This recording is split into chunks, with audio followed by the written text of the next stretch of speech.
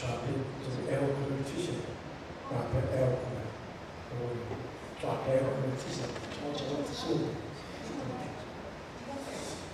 아직은 날씨가 좀 더워요. 에어컨 벗어나면 더운 날씨 아직도 이어지고 있습니다. 그런데 계절의 변화는 어쩔 수 없어요. 조금 지나면 또 춥다고 할 때가 올 거라고 생각합니다. 다시 한번 옆에 분들하고 우리 인사하세요. 믿음에는 능력이 있습니다. 예수님의 이름에 능력이 있습니다. 하나님의 뜻은 하나님의 때에 하나님의 방법과 하나님의 능력으로 이루어집니다.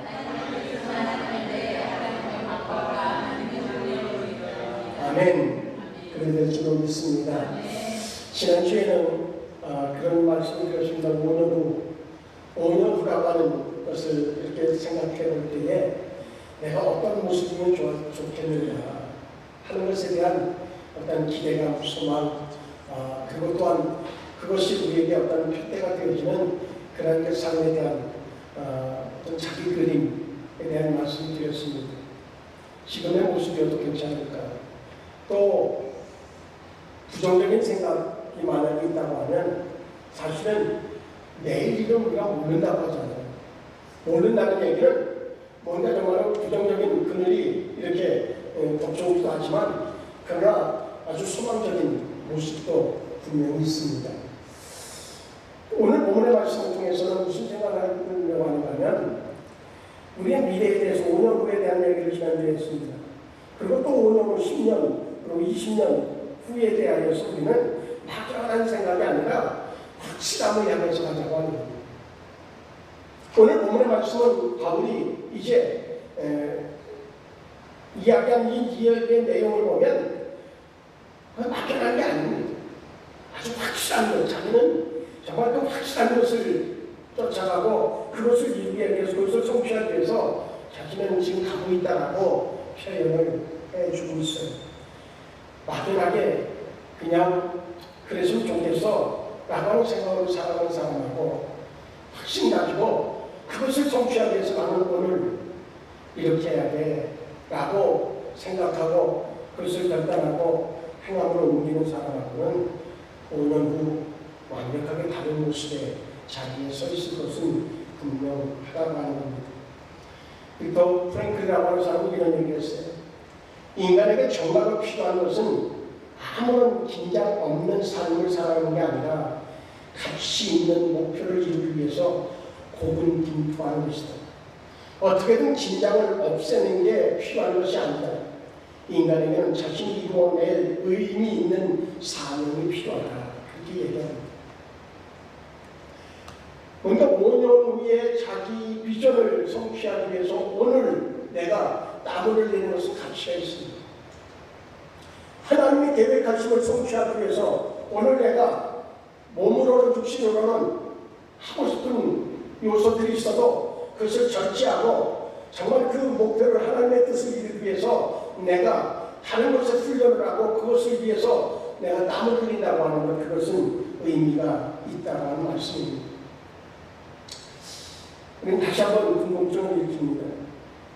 미래의 나의 모습은 어떤 모습일까? 그렇다고 하면 나는 어떤 삶을 살아야 될까? 또한 내가 무엇에 전념해야 합당할까 하는 겁니다. 오늘 본문을 통해서 우리는 먼저 바울의 권면을 좀 들어봐야 되겠다 하는 거죠.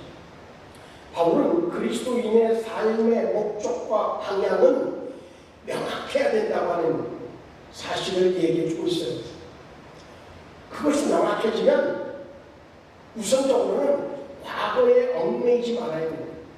그리고 오직 미래의 목표를 향해서 달려가기를 권면해 주고 있어요. 그래서 오늘 이 바울의 권면을 세 부분으로 나눌 수가 있습니다. 첫째는 과거를 잊어라. 오늘 본문에서 13절에 보면 형제들아 나는 아직 내가 작은 줄로 여기지 아니하고 오직 한 일, 그 작은 줄로 여기지 않기 때문에 자기가 하는 일이 있어요. 첫 번째가 뭐냐면 뒤에 있는 것은 잊어버리고 뒤에 있는 것을 잊어버린다는 거죠. 과거에 매이지 않는다는 거예요. 많은 사람들이 오늘 내가 내가 최선을 다하지 못하는 이유가 어디 있느냐? 과거의 나의 모습이 이렇게 투영되어지면서 그런데 많은 경우가 실패하고 자기가 상처 입고 그리고 또한 이제 노력했는데 그 결과가 나빴던 것들에 대해서 자기의 마음이 그걸로 채워지면 그러면 한 걸음도 내딛지 못하는 존재가 되어집니다. 결코 도움이 안 된다는 거죠.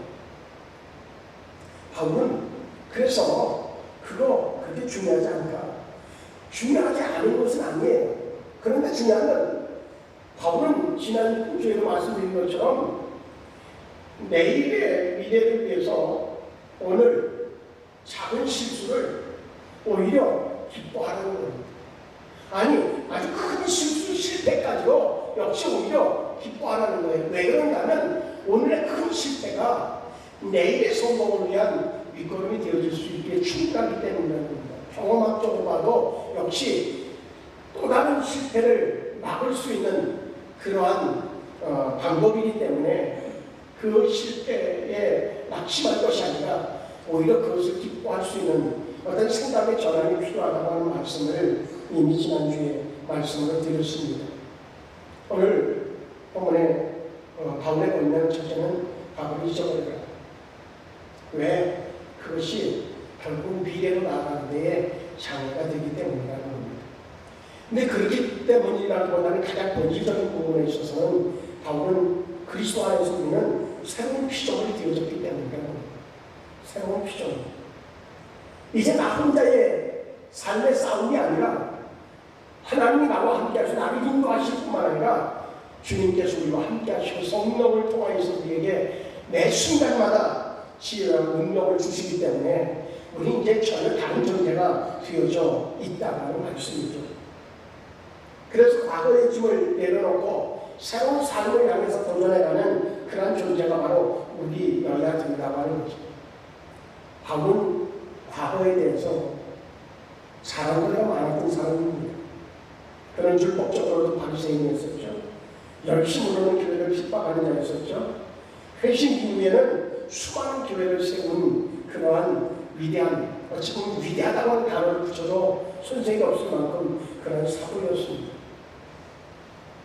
그런 그가 이제 과거를 잊어버리게 하는 겁니다. 물론 그에게는 흑역사도 있어요. 지우고 싶은 과거도 있어요. 스데반을 돌로 쳐서 죽이는 그 일에 앞장섰던 사람이에요.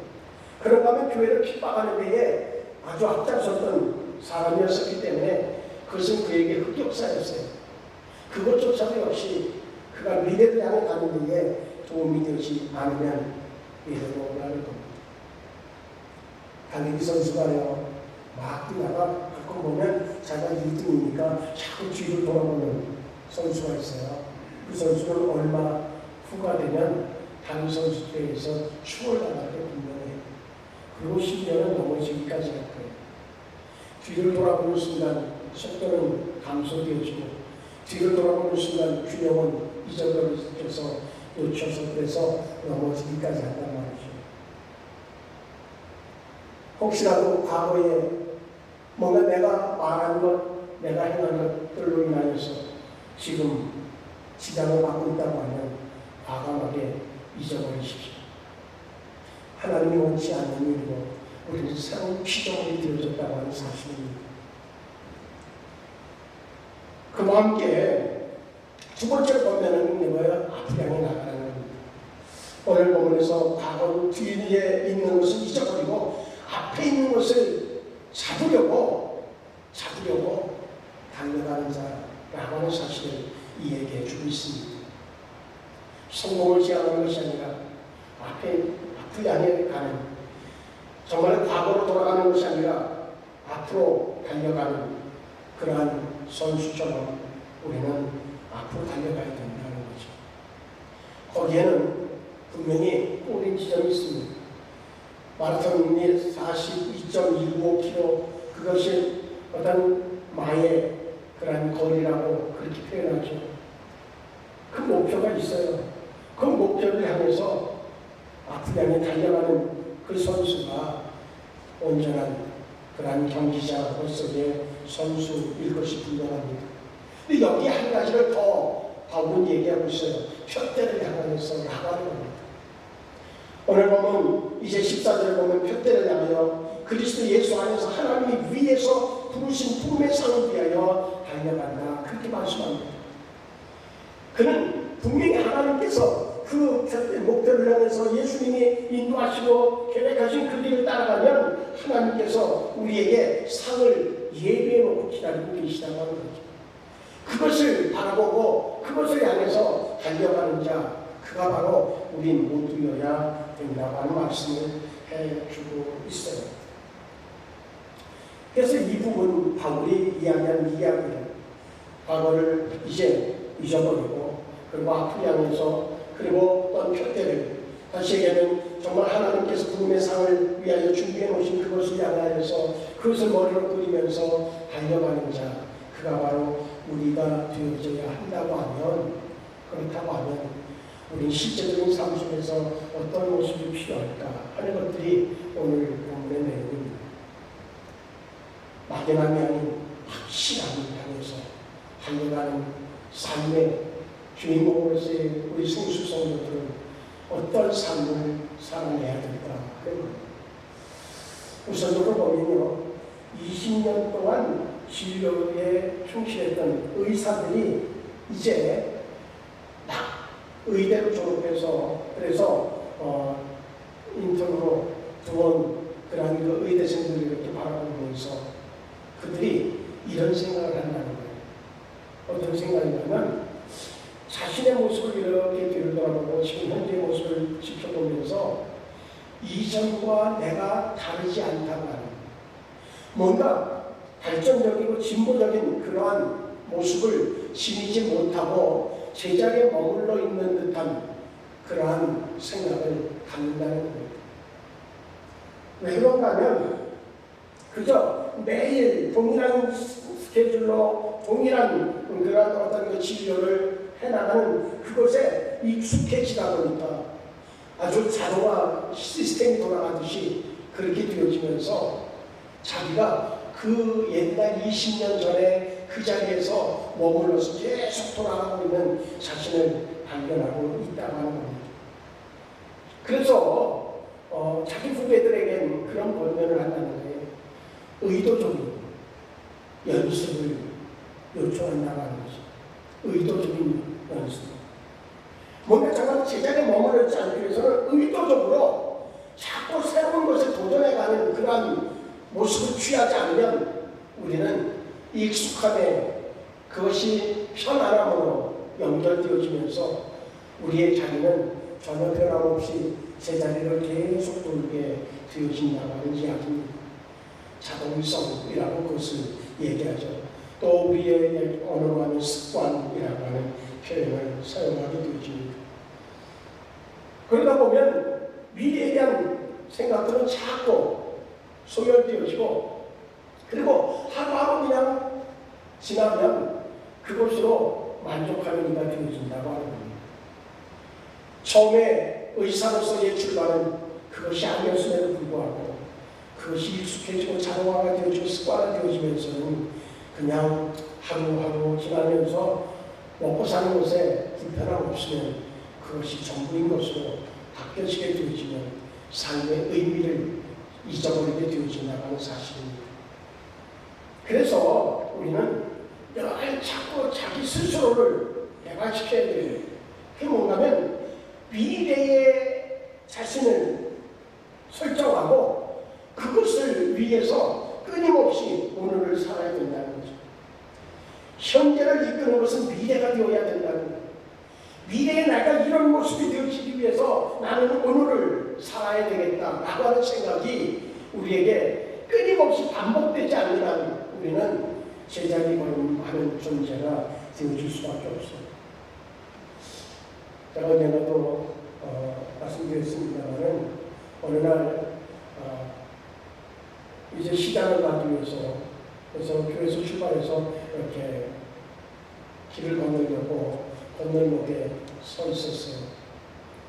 근데 어느 분이 연세 드신 한 분이 그저 와서 그 신호등 이제 앞에서 그냥 제자리 걸음만 쭉 하고 있어요. 등이 저기에서 신호가 바뀌었는데도 여전히 제자리 걸음만 하고 계시네. 목이 불편한 거지. 정상적이면 앞으로 가야 맞을 거예요. 그런데 어쩌면 우리의 삶이 정말 제자리에서 그냥 제자리 걸음이 되어지는 이유가 있다고 합니까? 우리의 삶의 목표가 흐리해지고 그것이 명확해져서 나를 이끌어들여서 오늘을 살도록 하지 않으면 우리는 매일 그 자리에 서 있어도 전혀 이상하지 않는 삶을 살아가고 있게 되어질 것이라고 하는 겁니다.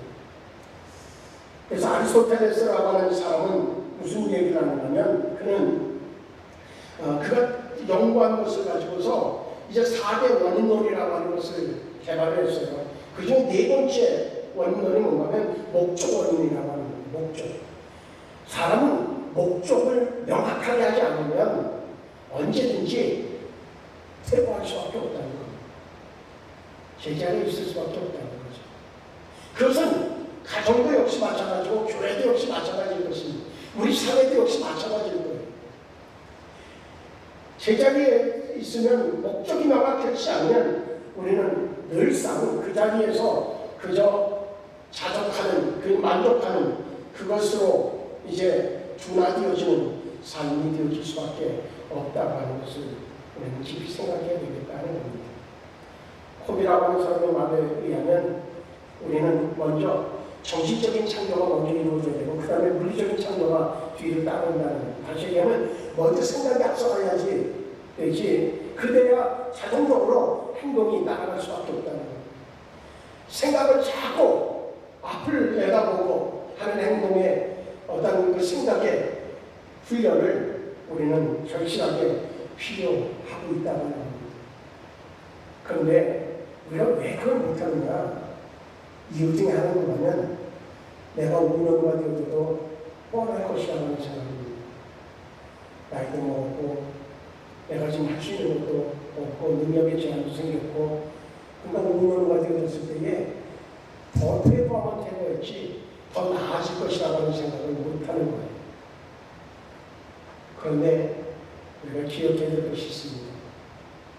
미래의 나는 내가 예상했던 것과는 다른 모습으로 얼마든지 변화될 수 있다고 하는 겁니다. 내가 지금 오늘 내 미래에 대해서 어떠한 생각을 갖느냐에 따라서 내가 지금 진행되는 속도와 다른 모습으로의 내가 5년 후에 되어져 있을 것이라고 하는 겁니다. 하나님이 계시기 때문이기도 하고 우리에게 주신 하나님께서 우리에게 주신 하나님의 형상으로 지음받게 하신 그 모습 속에는 모든 것들을 극복할 수 있는 능력도 우리 안에 내재시켜 주셨고 그리고 우리가 이뤄갈 수 있는 그런 성취할 수 있는 능력도 분명히 하나님께서 우리에게 이미 내재시켜 주셨단 말입니다.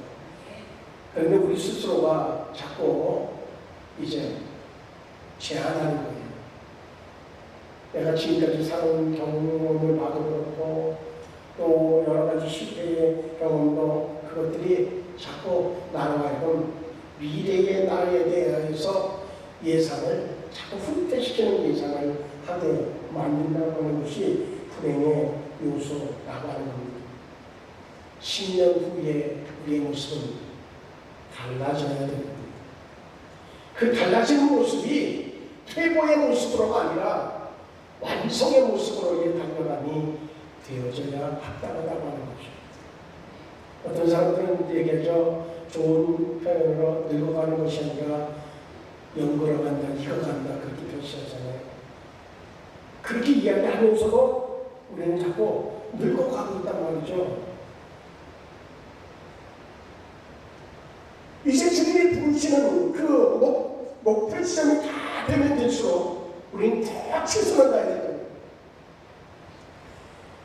이제 고린 지점이 저 앞에 있단 말이죠. 달리기 선수들 보면 어때요? 고린 지점이 저 앞에 있으니까 에휴 이제 다 왔네 그러면서 천천히 걸어가는 사람 봤어요? 아니에요. 이제 목표 지점이 다 와주면 와줄수록 어때요? 있는 힘을 다 짜내가면서 달려가요. 이게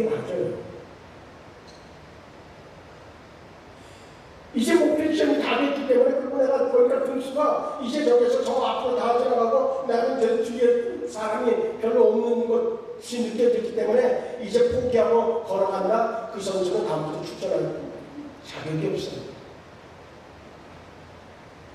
진짜 선수는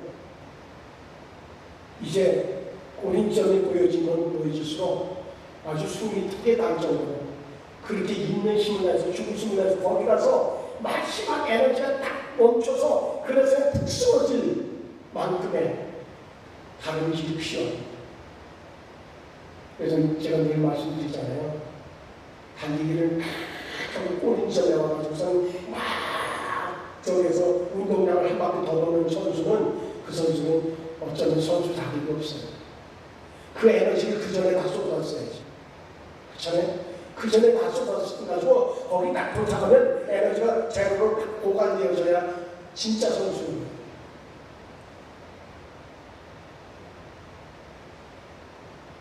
연세 드셨다고 하는 얘기가 어떤 분이 그래 막 연세 드셨다는 그게 무슨 자랑인 줄 알아요? 뭐 이렇게 핀잔을 줘요. 어쩌면 많은 얘기일 수도 있어요. 그러니 더 경력도 있고 그러니 더 앞을 내다볼 수 있는 시야도 넓어지고 그러니 내가 어떻게 해야 될지를 알게 되어져서 그래서 하루하루나 너무너무나 바쁘게 그렇게 사라지면 그건 잘 사는 거예요. 잘 산다고 하는 기준을 다른 표현으로 하게 되면 잘 사는 건요 풍요로운 얘기가 아니라 나에게 맡겨진 사명을 온전히 완수해가는 삶을 잘 산다고 표현할 수 있어요. 최소한 우리는 많은 것들을 남기지 않아도 돼요. 문제는 하나님이 나에게 계획하신 그 길을 온전하게 완주하는 그러한 달리기 선수는 되어야 합당하지 않겠는가 하는 것. 그것이 꼴등으로 들어간 날이죠. 그래서 올림픽 경기에서 달리다가 몸이 이상이 생겨가지고 그럼에도 불구하고 이제 포기하지 않고 끝까지 막 기운이 섞여서 막 그렇게 해서 꼬린점에 들어오는 선수를 보고 에이 전 미련한 사람 그렇게 얘기하는 사람 봤나요? 다 일어나서 기립박수를 하잖아요. 왜요? 그게 아름다운 거예요. 그게 아름다운 거예요. 5년 후 10년 후 우리는 막연하게 그렇게 하면 오늘 힘들어서 못 살 거예요. 확실한 대학에서 달려가자는 말이죠. 그 확실한 뭐예요?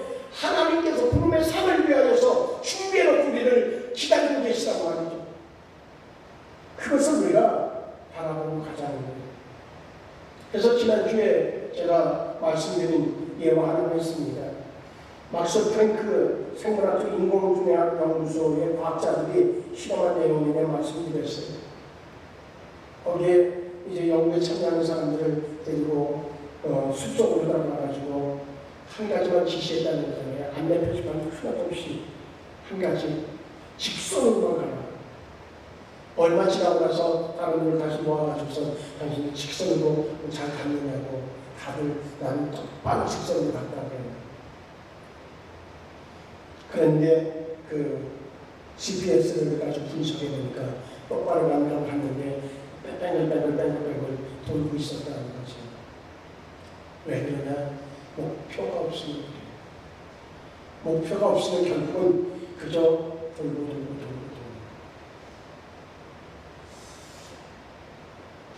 정말 우리가 미래의 성공적인 삶, 하나님이 보시기에 칭찬할 만한 상을 받는 삶이 되려고 하면 우리의 삶 자신에게 진실되어져야 됩니다. 자신에게 진실된 필요가 있어요. 하나님 앞에서도 진정된 진실되어야 되지만 자신에게 진실됨이 필요하다고 하는 겁니다.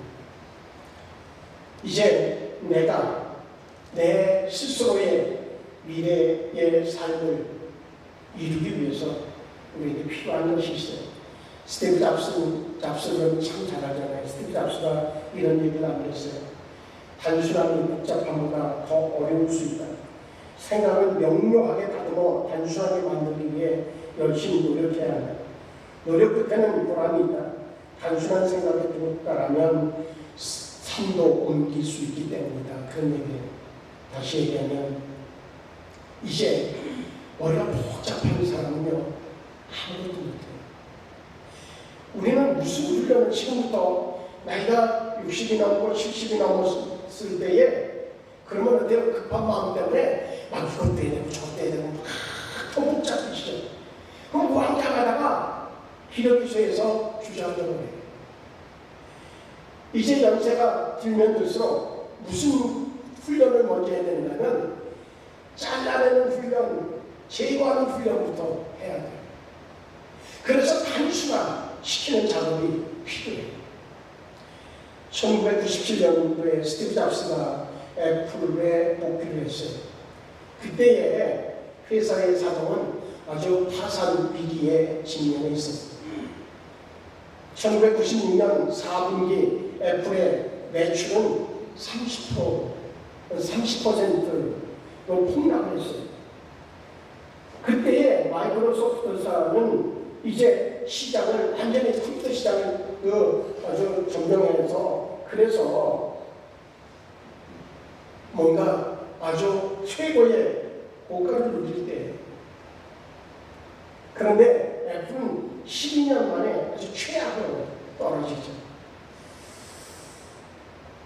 똑같은 제품을 이제 만들어가면서도 그런데 스티브 잡스가 이렇게 딱 복귀해서 무슨 생각을 하게 된다면 도대체 이렇게 폭락하는 이유가 뭘까?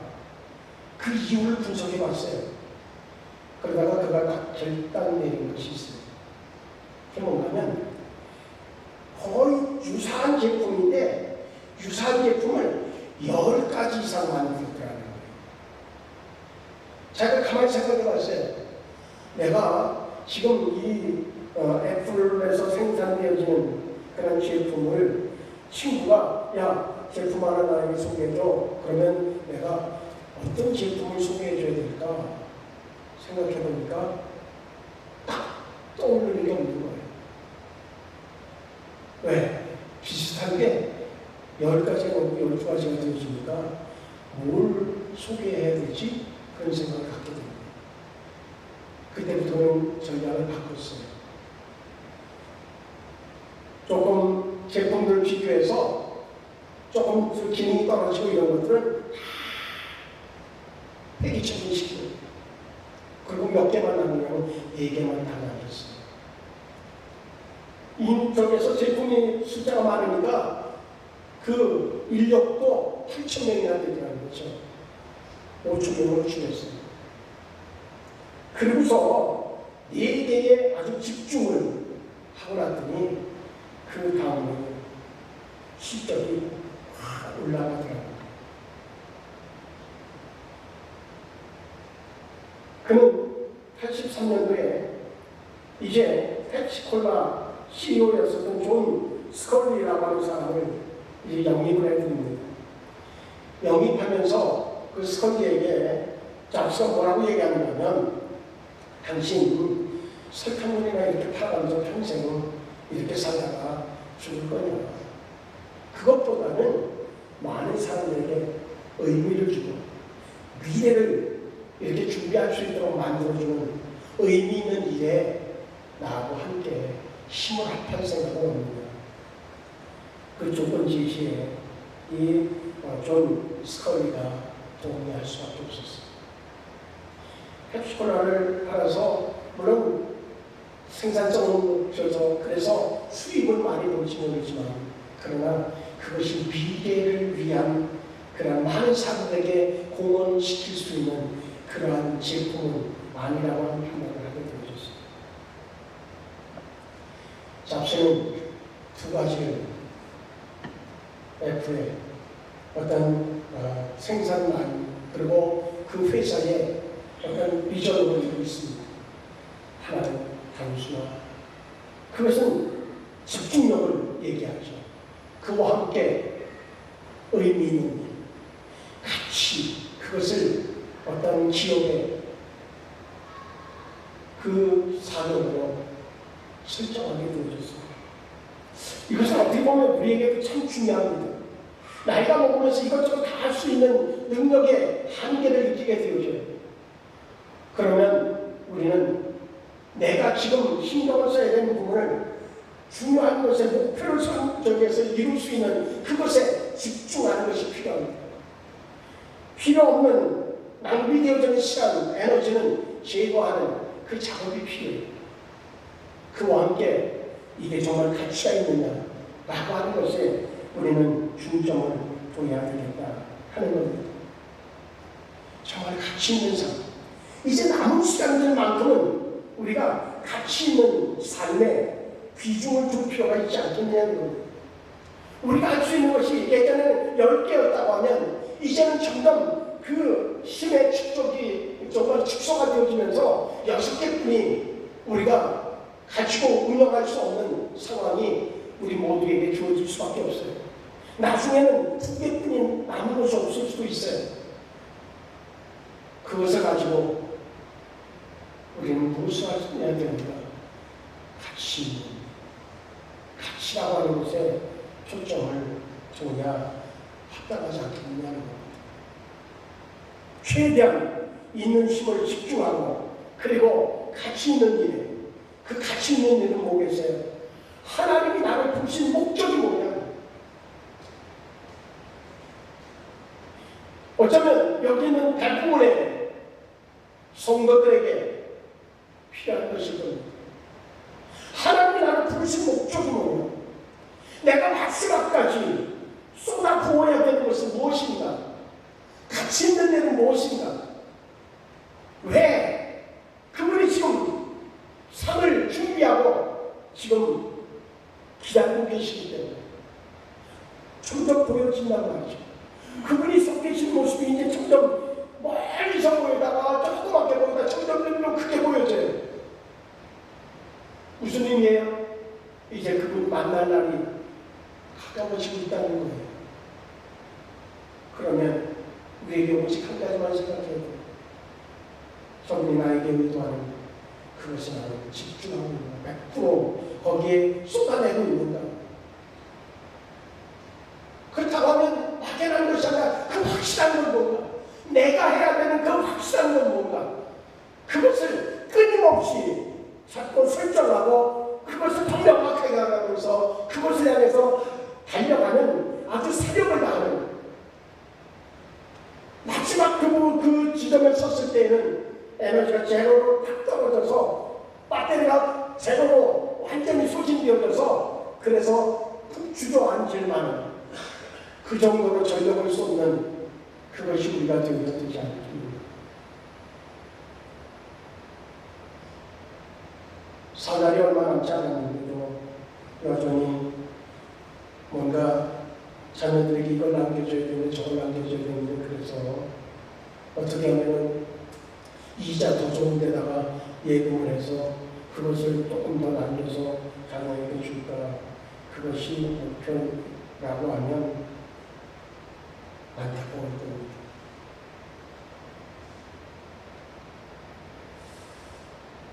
나폴레옹 힐이라고 하는 그런 얘기를 합니다. 마음이 상상을 믿는 것은 무엇이든지 이룰 수 있다. 우리는 무엇 안에서, 믿음 안에서 가능하다고 하는 겁니다. 나이가 먹으면서 바쁘다는 얘기는 어쩌면 자기 통제를 못하고 있다는 얘기하고 동일해요. 정리의 얘기하고 저는 두 가지입니다. 철저하게 집중할 수 있도록 여러 가지의 일정들을 잘라내고 집중력을 키우고 그와 함께 이것이 정말 하나님의 뜻을 위한 가치의 기준을 두고 우리의 삶을 다름받지 않는다고 하면 목표가 더 명확하게 보일 것입니다. 그래서 최선을 다해서 달려가는 그러한 우리의 삶으로 분명히 되어질 수 있을 것입니다. 왜요? 우리는 하나님의 자녀들이고 하나님의 나라를 이루어가는 그런 자들이고 하나님의 성국을 준비해놓고 기다리고 있는 자들이기 때문입니다. 혹시라도 그저 막연하게 살아가는 분이 있다고 하면 확실한 것을 붙잡으십시오. 하나님이 나를 향한 확실한 그 비전, 그것을 붙잡고 달려갈 때에 하나님이 내가 가지고 있는 힘보다도 더 월등한 힘으로 덧입혀 주셔서 그것을 온전히 맞추고 하나님 이제 됐어요. 그럴 때에 어느 날 사구석 문을 번쩍 떴더니 그것이 천국이 되어지는 특별한 은혜의 축복을 받는 우리 모두가 되어지기를 주의 이름으로 축복합니다. 저는 그것이 최고의 복이라고 해야 되죠. 하나님 이제는 다 됐어요. 그러고 나더니 그래서 사구 문을 번쩍 떴더니 천국이다. 얼마나 행복하겠어요. 지금부터 기도해요. 하나님, 누워서 침상에서 보내는 시간, 그렇게 보내다가 하나님 부르는 자가 아니라 그날까지 정말로 주의 맡겨진 사명을 집중하고 그리고 그 사명이 다하는 날 눈을 감았는데 떴더니 천국이 되어지는 그런 은혜의 삶을 내게 허락해 주시옵소서. 그것이 얼마나 깔끔하고 얼마나 복된 삶이겠어요. 우리 모두에게도 동일한 기도가 있길 바라고 그날까지 있는 에너지를 다 쏟아가면서 하나님이 각자마다 주신 사명에 집중하는 우리 모두가 되어지기를 주의 이름으로 축복합니다. 기도할 수 있습니다. 하나님, 바울의 고백처럼 이제는 과거를 잊어버리고 앞을 향해 달려가며 정말 하나님께서 마련해 주신 편대를 향해 달려가는 그런 삶을 살아갔던 그 바울의 고백처럼 우리도 역시 동일한 고백의 주인공이 되시기를 원합니다. 그래서 하나님이 보실 때에 뿐만 아니라 우리를 바라보는 따라오는 많은 사람들이 보고 진정으로 나도 저분처럼 저렇게 살아가는 것이 나에게도 하나님 소원입니다. 나에게도 그 은혜를 주세요. 그렇게 고백할 수 있는 은혜의 삶의 주인공들이 우리 모두가 되어질 수 있도록 축복하여 주시옵소서. 매일 하루하루가 그래서 복되고 은혜가 넘치고 하나님의 믿음의 흔적이 나타나는 삶이 될 수 있도록 축복하여 주시옵소서. 예수님의 이름으로 기도하옵나이다.